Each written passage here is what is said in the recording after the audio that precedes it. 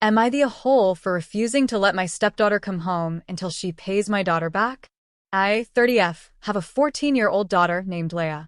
6 years ago, I married my husband, Mark, 46M. He has two children from a previous marriage, Koi, 16M, and Coral, 14F. Mark and I have the kids full-time, but his kids live with their mom for a few weeks during the summer. Before we all got together, I owned a 5-bedroom lake house. It is a lovely home with plenty of space, but the layout is a bit specific. 2 of the bedrooms upstairs have their own attached private bathrooms, while the other bedrooms do not. When we all moved in, my daughter Leia took one of those upstairs bedrooms with a bathroom. For years, everything was fine, and the kids settled into a smooth routine. However, as the girls entered high school, Coral began complaining constantly about not having her own private bathroom. She kept saying it was completely unfair that Leia had one while she had to share. Mark and Koi repeatedly told her to stop complaining and to leave it alone, but Coral would bring it up every single time she had to get ready in the morning. Seeing the constant tension during breakfast and morning routines, Leia came up to me and Mark one evening. She said it was fine and asked us if she could just turn the basement into her new bedroom instead. I immediately hated that idea. The basement was essentially an unfinished storage space, dark and concrete, and I didn't like the thought of my daughter living down there. But Leia begged and begged. She had this vision for it, so I eventually agreed. It turns out my daughter really wanted a complete room makeover, so this arrangement worked out perfectly for her plans. Mark and I give all the kids a weekly allowance, and in our state, 14-year-olds are allowed to get a work permit with parental permission. Koi got a job working at a local arcade. He loved it there, and he came home one afternoon telling both girls that he could easily get them hired for weekend shifts. Coral immediately turned it down and refused to work, saying she didn't want to waste her summer wiping down arcade games. Leia, on the other hand, jumped at the chance. She filled out the paperwork, got the permit, and took the job. For 5 months, Leia worked her shifts, saved every single penny from her job, and combined it with her weekly allowance. She didn't spend money on clothes or going out. She put everything toward her basement project. She spent hours online researching interior design, reading reviews, and ordering items piece by piece. During all this time, Coral never bothered to go down to the basement because she firmly believed it was full of disgusting spiders and refused to set foot on the stairs. But Koi was down there every single day after his own work shifts, helping Leia clear out the old storage boxes, paint the walls, put down flooring, and wire up lighting. After a long week of final touches, Leia completely transformed the basement. It didn't even look like the same house anymore. She was so excited that she invited everyone downstairs to see the final reveal. It was stunning. She had put up warm LED lighting, clean light-colored rug mats, and a sleek desk setup. I didn't even know that computer towers could be clear, but she had built this custom PC with transparent glass paneling and glowing internal parts that she had saved up for months to buy. She stood next to her desk looking so proud of what she had accomplished with her own hard-earned money. Coral walked down last, took one look around the beautifully finished room, and instantly lost her mind. She started screaming that it wasn't fair, that Leia got a huge private space while she was stuck upstairs, and that she wanted the basement right now. Everyone began yelling at her to stop, telling her that she had months to do something similar, and that Leia worked for every single item down here. But Coral just started crying hysterically. Before any of us could react or step in, she sprinted over to the computer setup and shoved the heavy tower right off the desk. She threw the tower straight onto the concrete floor. The glass paneling shattered into hundreds of pieces across the floor, and one of the main monitors got dragged off by the cables and slammed face down, breaking instantly. My daughter broke down and cried. I was shaking with anger. I immediately pulled Mark aside into the hallway and explained to him in no uncertain terms that Coral has to pay for every single thing she just broke. Mark looked overwhelmed and said her emotions were just running high right now, and that we'll get everything situated when everyone calms down. I couldn't believe he was making excuses while my daughter was on her hands and knees crying over her broken belongings. I ran back over to Coral and yelled at her directly, saying that she is officially on punishment, effective immediately. Mark immediately spoke up and said he didn't agree with me grounding her like that, but I didn't care at all. Coral started crying even more unnecessarily, dramatic wiping of her eyes, and ran straight out the front door and into her mother's car, which had just pulled into the driveway to pick the kids up for their summer stay. Downstairs, Koi was already on his knees trying to help my daughter clean up the glass and inspect the hardware. Mark walked down a few minutes later and tried to hand Leia $300 cash from his wallet to fix it. Koi looked up at his dad and flatly explained that Coral caused about $1,000 worth of damages. Coy explained that luckily the expensive core pieces inside the case were saved from the impact, but the custom clear case itself was about $450 and the broken monitor was another $200, not to mention the peripheral damages and cracked cables. Mark stood there stunned, explaining that he simply doesn't have that kind of money sitting around right now. Seeing him try to brush off the severity of what his daughter did made my blood boil. So I said she can't come back to this house until my daughter's stuff is fully repaired or paid for, along with a sincere apology from Coral. Coy nodded and agreed with me on the spot, but Mark got extremely upset, saying he couldn't possibly do that to his own daughter or ban her from her home. I looked him dead in the eye and told him to leave too, if that's the case. Mark gathered a few things and left for a few hours. When he finally came back later that evening, he walked into the room and handed my daughter a check for $1,000. He thought that would just fix everything and wrap it up. I pulled him aside again and explained clearly that Coral still cannot come back if there is no actual punishment or accountability for her actions. Handing over money without Coral taking responsibility teaches her nothing. Shortly after, my husband's ex-wife called him, screaming through the phone so loud I could hear it from the kitchen. She is saying that I'm banning Coral from her home purely because she didn't deserve that bigger space and that we were treating Coral unfairly compared to my daughter. I grabbed the phone and told her plainly that Coral threw a violent, destructive tantrum, destroyed custom property my daughter worked 5 months to buy, and that there was absolutely nothing unfair about demanding accountability. The ex just hung up on me. Now my husband's ex-in-laws are bombarding his phone with endless calls and text messages, calling him a spineless, horrible dad for allowing his wife to dictate terms to his daughter. To make matters worse, his sister called him and said he's being a terrible parent.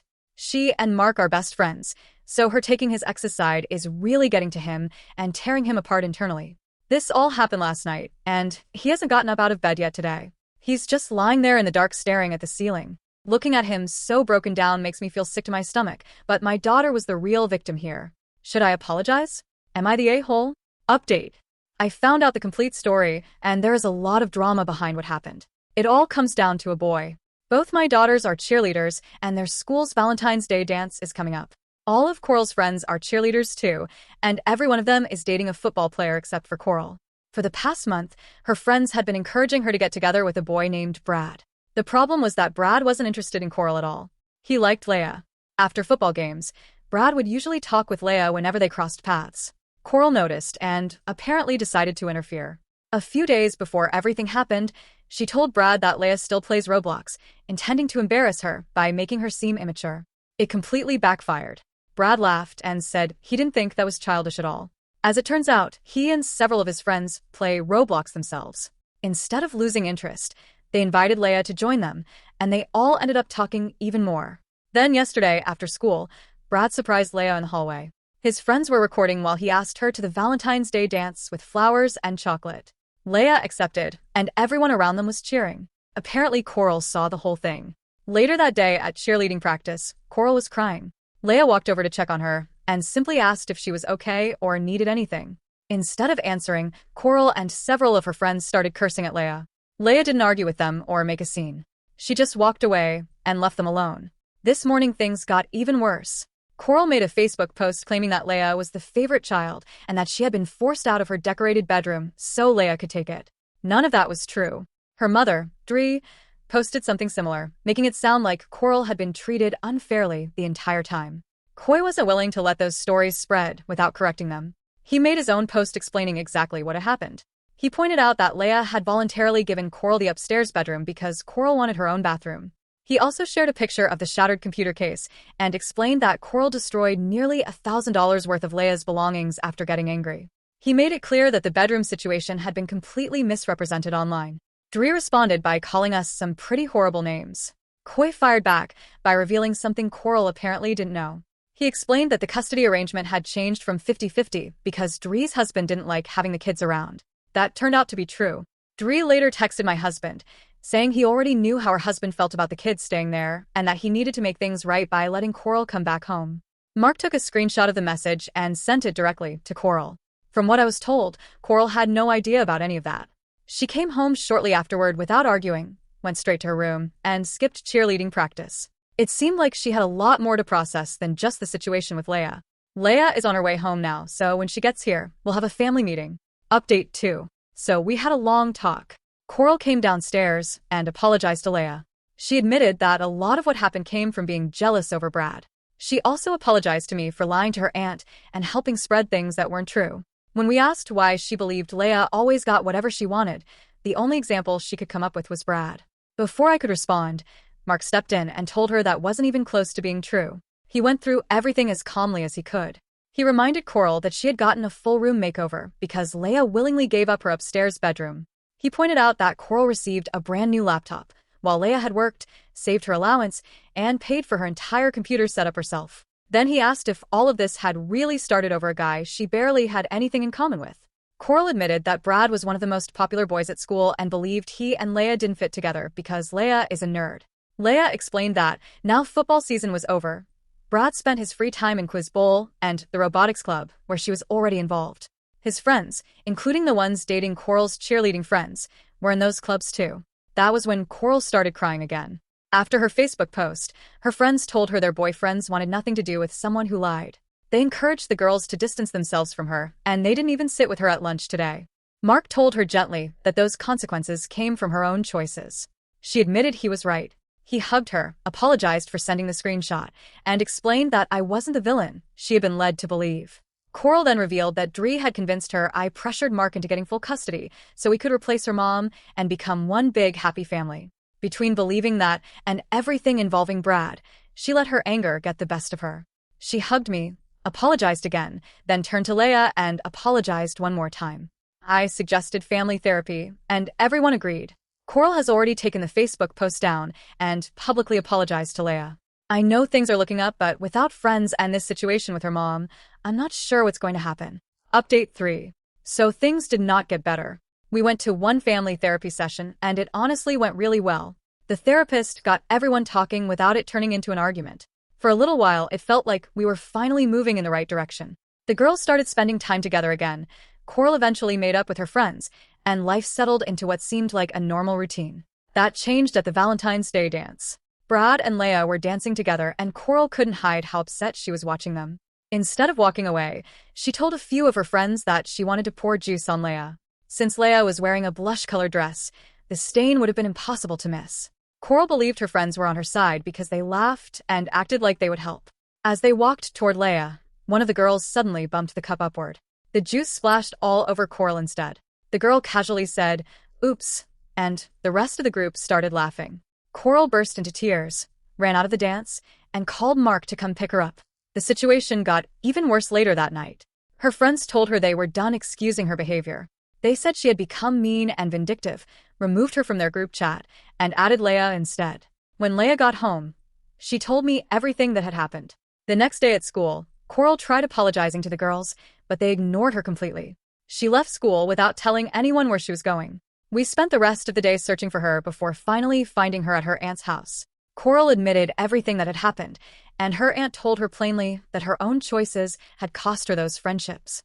By that point, Coral was convinced everyone had turned against her. Later that night, Coral attempted to take her own life.